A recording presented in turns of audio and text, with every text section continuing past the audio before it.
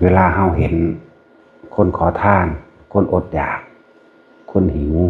เฮาเห็นคนทะเลาะกันตบตีแก่งแย่งเอาเปรียบกันหรือเอาชนะกันเวลาเฮาเห็นคนเจ็บคนปวดคนป่วยและคนตายเวลาเฮาเห็นภัยอันเกิดจากน้ำท่วมความเสียหายได้เกิดขึ้นทั้งชีวิตและทรัพย์สินของคนและสัตว์ลมพายุความเสียหายชีวิตทรัพย์สินเกิดขึ้นแผ่นดินถล่มฟ้าผ่าไฟไหม้ทั้งหลายแล้วนี่พวกเขานั้นสิมีความคิดจังใดสิพวกเขาสิมีความรู้สึกจังใดเวลาเราเห็นสารพัดภัยในการเกิดบ่ว่าความหิวความร้อนความหนาวน้ำท่วมเสียชีวิตทรัพย์สินฝนลมพายุเสียชีวิตทรัพย์สินฟ้าผ่าแผ่นดินถล่มความอดอยากและแห้งแล้งมื้อนี้คนเป็นโรคคนป่วยตายกองกันและสงครามนะความแข่งแย่งชิงดีชิงเด่นทั้งเบิดนี่นะพวกเขาคิดจังใดพวกเขามีความรู้สึกแบบใดแหละจังว่าหรือเขาเห็นคนกำลังทะเลาะกันตีกันอยู่นี่จังซี่เขามีความรู้สึกแบบใดเขาคิดแบบใดเขาคิดไปตัดสินผิดและถูกอยู่บอกหรือเขาเป็นแบบใดมันมีความสลดใจน้ำตาไหลกันออกมาเป็นคำบอกบ่ได้เลยหมดละทุกคนที่แข่งแย่งชิงดีชิงเด่นกันนะความจริง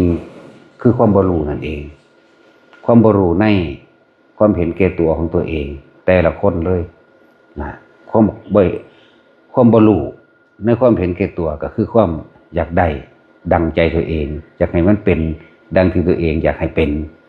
เลยต้องบังคับผู้อื่น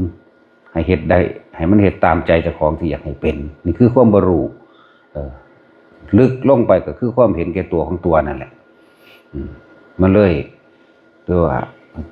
เฮ็ดให้เกิดยศถาบรรดาศักดิ์เฮ็ดให้เกิดความมีอำนาจเฮ็ดให้เกิดหลายๆอย่างแล้วก็เข้าใจว่าตัวเองมีอำนาจบังคับผู้อื่นเฮ็ดให้ไปดังตามความอยากได้ของตนเองนั่นแหละคือความเห็นแก่ตัวคือความบ่รู้เราเห็นคนตีกันทะเลาะกันก็ความเห็นแก่ตัวว่าตัวเองใหญ่ตัวเองเก่งก็ว่านั่นแหละเราเห็นคนแย่งชิงเอาแผ่นดินกันแย่งชิงที่ทำมาหากินกันโดยในประเทศก็ตามโดยสงครามแบบระหว่างประเทศก็ตามล้วนแล้วแต่เป็นความเห็นแก่ตัวล่ะทั้งเบิดเลยนั่นแหละ ตั้งแต่สารพัดภัยในการเกิดที่ทุกคนก็ต้องมาพบมาเจออยู่แล้วบ่ว่าจะเป็นอุทกภัยอันเกิดจากน้ำท่วมใหญ่เฮ็ดให้คนเสียหายทั้งชีวิตและทรัพย์สินและสัตว์พร้อมบ่แม่นแต่คนไฟอันเกิดจากวาตภัยลมพายุใหญ่พัดทำลายชีวิตทรัพย์สินอัคคีภัยไฟไหม้ป่าไฟไหม้บ้านบ่ว่าแต่คนบ่ว่าแต่สัตว์ตายไปนำกันสัทธันตรภัยคือไฟอันเกิดจากสงครามความเห็นแก่ตัวเห็นบ่ อสุนิบาตภัยอันเกิดจากฟ้าผ่าภัยอันเกิดจากธรณีภัยหมายถึงแผ่นดินถล่มหมดนี่เนี่ยล้วนแล้วทุกคนต้องเกิดมาพบมาเห็นเบิดนั่นแหละภัยทั้งเบิดนี่ซ่อนเร้นอยู่ในความเห็นแก่ตัวของเจ้าของเองเด้อนั่นแหละการปฏิบัติธรรมจริงๆแล้วก็คือเฮามาเฝ้าสังเกตความคิดตัวเองจิตในจิตเฝ้าสังเกตความคิดตัวเองนั่นแหละแต่ว่าโดยวิธีการหลายๆอย่างคนปฏิบัติธรรมนั่นน่ะมันบ่อยากไปยุ่งกับไผหรอกคือเฝ้าระวังใจตัวเองระวังความคิดเจ้าของเองระวังความรู้สึกของเจ้าของเองแต่ว่าถึงกระนั้นว่าเฮาบ่ไปรังแกเบียดเบียนทำลายผู้ใดมาก่อนอยู่แล้วแต่เฮาก็ยังถูกรังแกเบียดเบียนทำลายนี่คือความจริงที่พวกเฮาก็ประสบพบอยู่คือกันเฮาสิขจัดแบบใดเนี่ยบ่แม่นความเห็นแก่ตัวในลักษณะว่าต้องการเอาชนะหรือความแพ้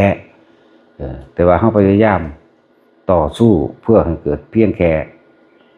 ความสงบบ่ได้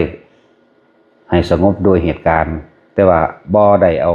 แพ้หรือเอาชนะบ่ผูกบ่อาฆาตบ่กับไผคือยิ่งข้าเจ้าเทศเรื่องว่าคนปฏิบัติธรรมนะอย่าไปยุ่งกับใครจริงนี่คือความจริงตั้งแต่ความคิดของเฮาเองนะบ่มีความคิดว่าจะรังแกเบียดเบียนทำร้ายให้ผู้ใดผู้หนึ่งเสียชีวิตทรัพย์สินตลอดทั้งคนและสัตว์เสียเลยพุ่นล่ะแม้แต่มดดำมดแดงเฮาก็ยังบ่อยากเบียดเบียนแต่ว่าประสบการณ์จริงชีวิตจริงเฮาก็ยังถูกรังแกหรือเบียดเบียนตลอดนี่แหละคือว่าเฮาสิแก้โดยวิธีใดแต่ว่าการแก้นี่ไม่ได้เอาชนะเด้นี่คือหลายๆอย่างที่ว่าเป็นเครื่องทดสอบที่ว่าเป็นนั่นนี่ก็ว่าไปนะให้เห็นไพ่ใหญ่ซะความเห็นแก่ตัวของตัวเองเนี่ยทุกสิ่งทุกอย่างล้วนแล้วถ้าเกิดจากความเห็นแก่ตัวนั่นแหละเขาจึงมาประสบพบไพ่ต่างๆแต่เขาถอนความเห็นแก่ตัวถอนความคิดของเจ้าของออกถอนความรู้สึกออกจากความยึดมั่นถือมั่นจากสิ่งทั้งหลายทั้งปวงธรรมะก็คือสิ่งทั้งหลายทั้งปวงนั่นแหละให้มันอยู่เหนือสิ่งทั้งหลายทั้งปวงได้คือบ่มีความเข้าไปถือเอาบ่มีความเข้าไปยึดเอาบ่อยากให้มันเป็นไปได้ดังใจก็เลยประคองชีวิตไว้เพียงแค่ตายใจนี่รักษาอยู่แล้วล่ะความคิดเฮารักษาบ่ให้หนีจากกายแหละเพื่อว่าเฮาสิเห็นตัวลึกเข้าไปในความอุปทานความยึดในรูปร่างกายก็ว่ายึดในทรัพย์สมบัติก็ว่ายึดในทุกๆอย่างนั่นแหละเพราะว่ามันมีรูปร่างกายนั่นแหละมันมีกายนี่แหละมันจึงยึดในทรัพย์สมบัติเอาไว้เลี้ยงกายนี่แหละแต่ว่าตัวหลอกลวงคือตัวใจอยู่ข้างในพุ่นเด้อมองเข้าไปให้มันเห็นให้มันลึกเข้าไป โลกนี้เป็นแค่ของผ่านไปซื่อดอกจิดินจิดอนไผก็ตามทรัพย์สมบัติอะไรก็ตามเป็นแค่เครื่องใส่อาศัยใส่เพียงแค่ชั่วข้าวแค่เบิดชีวิตหนึ่งเด้แค่ตายหรือว่าหากินซ้ำตายหนึ่งไผก็ดีและ คิดเบิ่งแต่ละคนเฮาก็เห็นคนเจ็บคนป่วยมามากละในโรงพยาบาลก็ดีเฮาก็เห็นคนตายมามากละแต่ว่าเฮาคิดแบบใดนี่เฮามีความรู้สึกแบบใดเฮาเห็นคนทะเลาะเบาะแว้งกันบ่ว่าสิเป็นวัยรุ่นบ่ว่าสิเป็นผู้เฒ่าบ่ว่าสิเป็นเด็กน้อยบ่ว่าสิเป็นเรื่องเล่าใดก็ตามเฮาเห็นคนไห้คนห้องเพื่อให้ได้ดังใจเฮาก็เห็นนั่นล่ะเขาสิโวยวายฟูมไฟลำพึงอาลัยหรือยังก็แล้วแต่เฮาก็เห็นนั่นล่ะเห็นมาหลายอะไรอย่างนั่นแหละทุกอย่างก็เกิดจากความบ่รู้นั่นแหละแต่สิ่งที่น่าสลดสังเวชใจต่างๆที่คือคนเฮานั่นน่ะบ่เห็นความเห็นแก่ตัวของตัวเองก็เลยเกิดการแข่งแย่งชิงเอาชนะกันเพื่อให้มันได้ดังความคิดของเจ้าของให้มันได้ดังใจเจ้าของจึงมีการรังแกข่มเหงกับทำลายซึ่งกันและกันสิ่งที่กระทำลงไปแล้วโดยจิตเจตนาภายในน่ะมันบ่สูญหายไปไหนเด้มันยึดฝังอยู่ในความรู้สึกน่ะเฮ็ดจังได๋เฮาสิถอนตัณหาและอุปทานตัวนี้ออกได้นั่นแหละการปฏิบัติธรรมตามคำสอนพระพุทธเจ้าเท่านั้นจึงจะสามารถถอนตัวเองออกจากความเห็นต่างๆนานาทั้งเบิดนี่นั่นแหละ ถอนออกจากความยึดมั่นถือมั่นเพราะให้เห็นไปตามความเป็นจริงจริงก็คืออนิจจังทุกขังอนัตตาบ่มีอีหยังสิจีรังอย่างยืนจักอย่างถ้าเฮาเข้าไปยึดเอาถือเอาเพราะว่าสิทรัพย์สมบัติโดยที่มีวิญญาณคือสัตว์สิ่งของตลอดทั้งบุคคลน่ะทรัพย์สมบัติโดยที่มีวิญญาณก็เลยลูกกูผัวกูเมียกูปู่ย่าตายายกูหลานกูอันนั้นกูสัตว์เลี้ยงกูงัวกูควายกูหมูหมากาไก่กูนี่ทรัพย์สมบัติที่มีวิญญาณและทรัพย์สมบัติที่บ่มีวิญญาณต้นไม้เลือกสวนไร่นาต่างๆรถพวกนี้เนี่ยทุกอย่างนี่เป็นแค่เครื่องพานเป็นแค่เครื่องใส่ให้เห็นเข้ามาในภายในใจของเจ้าของเองเห็นเข้ามาเฮากำลังยึดอยู่อันใดเฮาก็สิทุกข์อยู่กับอันนั้นยึดบุคคลก็ทุกข์กับบุคคลนั่นแหละคนอื่นบ่เฮ็ดให้เฮาทุกข์ดอกตัวเฮาเองต่างหากเฮ็ดให้เฮาทุกข์เฮ็ดให้เกิดอารมณ์ตัวเฮาเองก็ไปคิดไปปรุงไปแต่งเองอย่างว่าคนปฏิบัติธรรมก็เฝ้าสังเกตเจ้าของ เขาบ่ไปยุ่งกับไผก็จริงแต่ว่าถ้าคนมายุ่งกับเฮาแล้วเฮาก็หาวิธีหลีกเลี่ยงเอานั่นแหละหลายๆอย่าง นะเวลาเราเห็นคนอดอยากขอทานหิวครอบครัวแตกแยกพัดพลากเห็นเด็กหน่อยอยู่นำผู้เฒ่าหรือผู้เฒ่าถูกรังแกหรือคนติดยาบ้าตีพ่อตีแม่หรือทำลายผู้อื่นเห็นสารพัดภัยต่างๆที่เกิดขึ้นกับสัตว์โลกมันลึกกว่านั้นเด้ที่เฮาสิไปตัดสินผิดถูกอันนั้นอันนี้บ่ว่าคนสิรังแกทำลายกันคนที่แย่งชิงเอาทรัพย์สมบัติกันสิเอาชนะแม้กระทั่งความคิดเห็นซึ่งกันและกันตลอดทั้งบ่ว่าสิเป็นแผ่นดินไหวลมพายุใหญ่ไฟไหม้น้ำท่วมฟ้าผ่าเกิดการพัดพรากโรคระบาดต่างๆจนถึงสงครามสินั่นแหละมันเกิดความสะเทือนเด้มันสั่นสะเทือนเข้ามาในความรู้สึก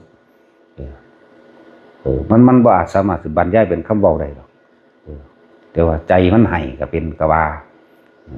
มันสงสารกะว่ามันยังละมันบอกบ่ถูกดอกจึงแต่ว่าถ้าทุกคนคิดแบบใดแนวนี้ก็ลึกไหลเข้ามาสู่ความรู้สึกตัวเองนะคือปฏิบัติธรรมปฏิบัติเพื่อให้มันออกจากความเวียนว่ายตายเกิดได้ให้มันเห็นความจริงให้ได้ความจริงในตัวเฮาเองแล้วความจริงอย่างอื่นความจริงภายนอกเฮาก็เห็นแล้วบ่ว่าสิลมพายุใหญ่ไฟไหม้เฮ็ดให้เสียหายชีวิตทรัพย์สินต่อหลายๆอย่างทั้งคนทั้งสัตว์บ่ว่าสิเป็นน้ำท่วมสึนามิบ่ว่าสิเป็นแผ่นดินถล่มบ่ว่าสิเป็นโรคบ่ว่าสิแย่งสงครามแย่งชิงอาหารกันแย่งชิงหลายอย่างนั่นแหละนี่คือความจริงที่เฮาเห็นอยู่แล้วมันน่าเบื่อหน่ายบ่นั่นแหละมันน่าเบื่อหน่ายลึกไหลเข้ามาให้มันเกิดความสะเทือนในใจเจ้าของนั่นแหละจึงหาวิธีพยายามที่จะถอนตัวเองออกจากคำว่าตัวกูและของกูนี่แหละบัดนี้มันร่วมมาอยู่ในตัวเองเนี่ยอันเรื่องโลกก็คือทั้งเบิดตัณหาคือสัตว์โลกก็คือตัณหาเฮาไปแก้ไขบ่ได้เฮาจึงพยายามที่จะแก้ตัวเองแก้ในตัวเอง ทุกคนเดินทางเข้าสู่ความตายเบิดอยู่แล้ว